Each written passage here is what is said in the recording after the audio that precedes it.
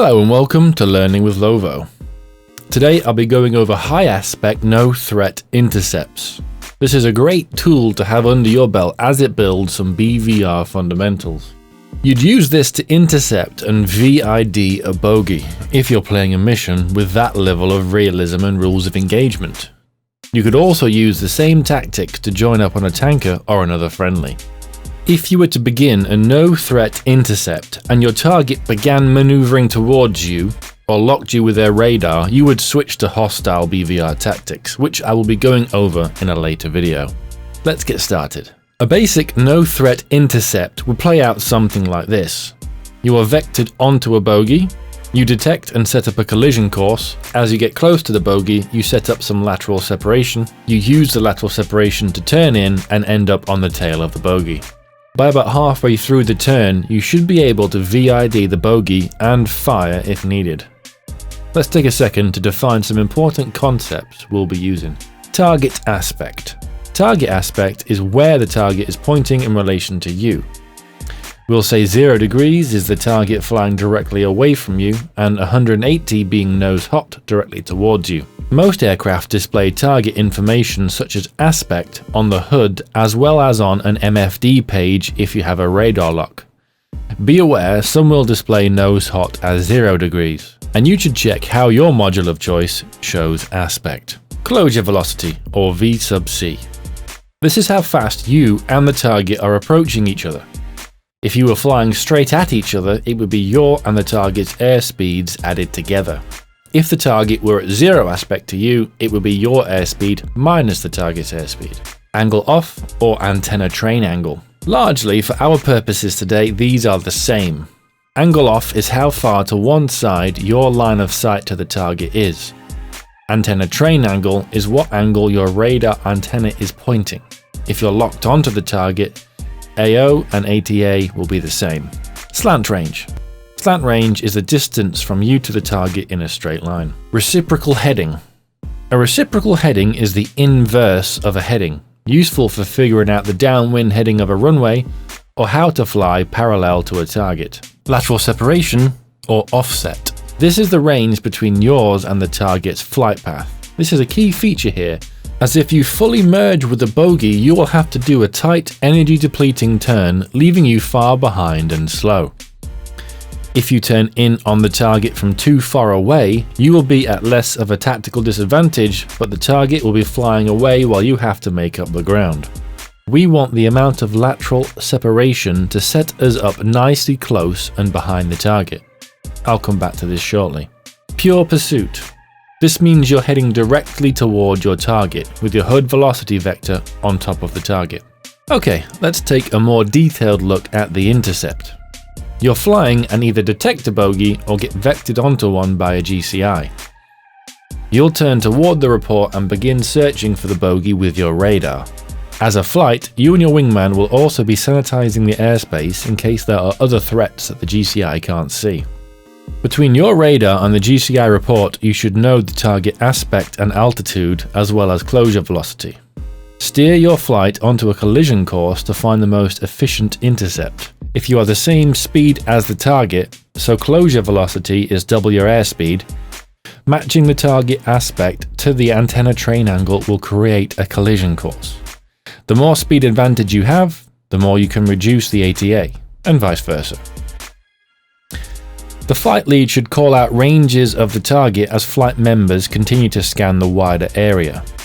At about 50 nautical miles, the flight lead calls MELD, which instructs the flight to focus their radars on the target.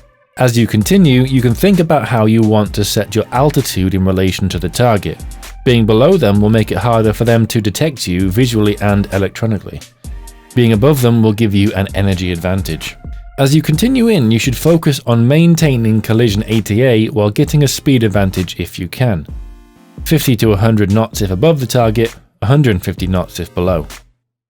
At about 20 nautical miles, you should start getting some offset. This means maneuvering to set ourselves up for an easy turn in behind the target. If the target aspect is very high, 160 degrees or more, continue and allow ATA to increase to 40 to 50 degrees, then check turn in as necessary to maintain this. If aspect angle is 160 to 120 degrees, turn to set the antenna train angle to 40 to 50 degrees. You should turn in the direction of the target's reciprocal. If the target aspect is lower, 120 degrees or less, continue your collision ATA to the next step. Don't let the target gimbal your radar though. The next step is to turn in and hold pure pursuit. You do this when the target aspect hits 120 degrees and no later than 5 nautical miles range. You hold this and will roll in behind the target between a half mile and 2 miles, depending on how well you timed it out. You should have been close enough to VID the target from the 90, and you should be in short range missile range. Your wingman should follow you through this in a loose tactical formation and be prepared to pick up another target if the target ends up being a group, as well as watching your lead 6 as he is focused on flying the Intercept and the VID.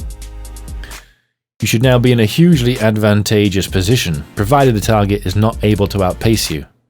You can engage it if it's a bandit, or disengage if it's friendly or neutral. That's it for no threat intercepts. Give it a go either with an AI target flying a straight line, or get a friend to perform that for you. As I said before, this builds some key foundations to BVR tactics which I will cover in a later video. Thanks for watching. DCS with Lovo.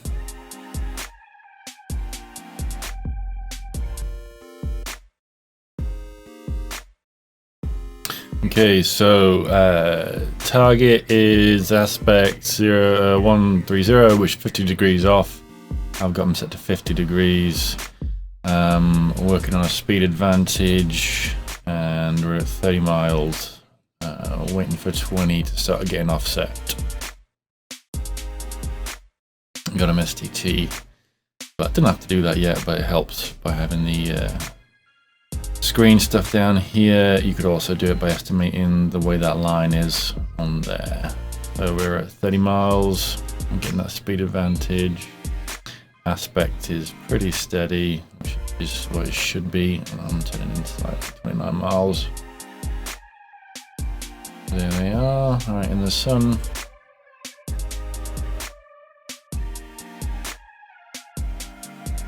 Gonna go low altitude because I don't think I can quite get enough speed advantage.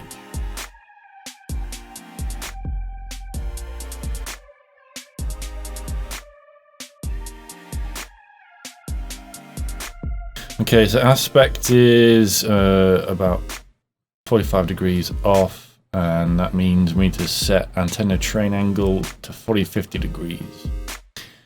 Towards their reciprocal at 20 miles, which we're coming up on now. That's about co-altitude. They're at 14.8, I'm at 40.2, there's 20 miles. Okay.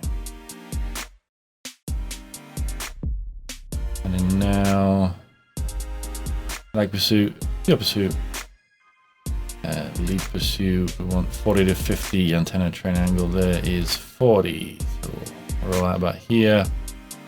And when aspect reaches 120, we go pure.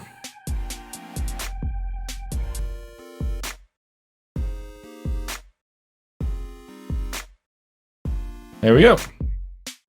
In we go.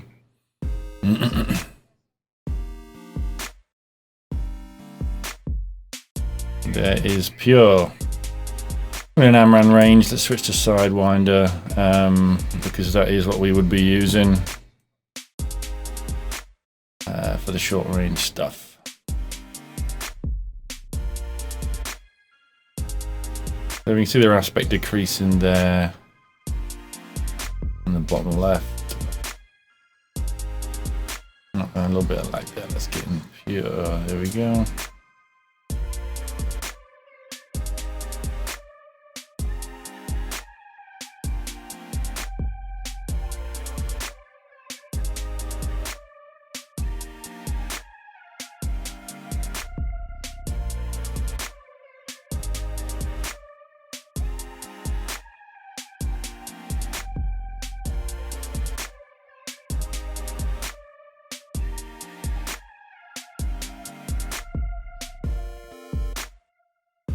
I misjudged the speed, I think I'm too fast. Go a little bit high, staying pure.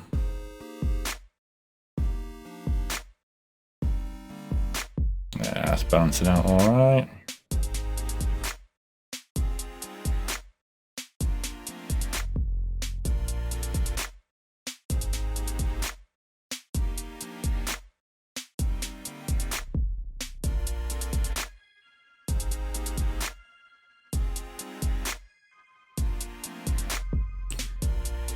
Okay, so we've rolled out here. I ended up with about 130 knots speed advantage, which is fine. Mile and a half, I'm inside wire range.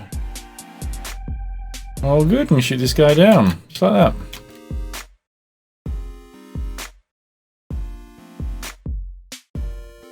And it works.